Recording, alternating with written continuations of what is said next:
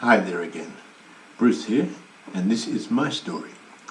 For me, my story starts with me in my late 30s. The first stage of my life has no great challenges.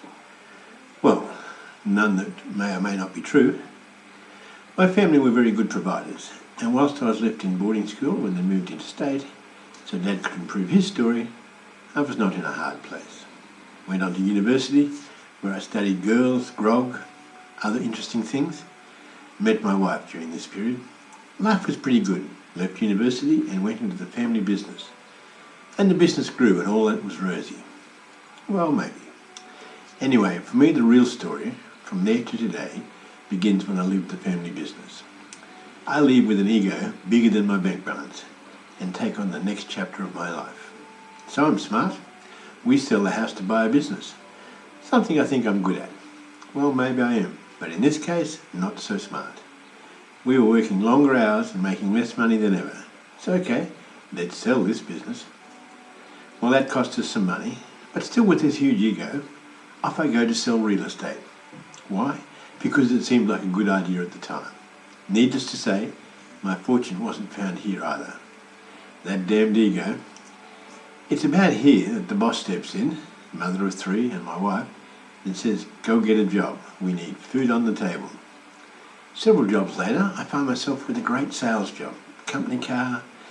This was the first occasion where somebody looked at me and saw my potential and not just my background. Positively bloomed, salesperson of the year, etc. However, 6 years later, I'm unemployed. What the hell happened? Ego once again plays havoc. So off I go, still with this ego bigger than a bank balance, but convinced that the next big thing for me is to build a franchise-based business in the service industry. Outsourcing was the thing. Unlimited income was the dream. Fast forward 10 years. Here we both are in a full state of despair. The Sheriff's Department has come to repossess our furniture to pay our bills. It's so depressing. He concludes we have nothing of value to sell. The bank has issued a notice to vacate the property.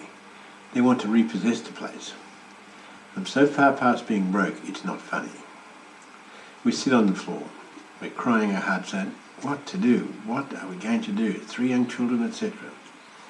Somehow, I find the courage to talk to the bank person, who to this day I'm forever grateful to my wife Dorothy, who'd made me go talk to the bank man, and the bank manager himself, who gave me a 3-month extension.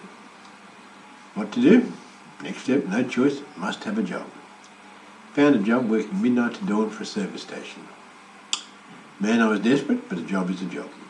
Poor old ego was never to be seen at this time.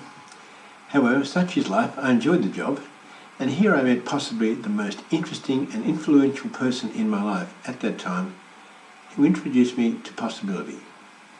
It's possible, he would say, to look at other people's lives and see that they're worse off than you, isn't it? It's possible, I would think.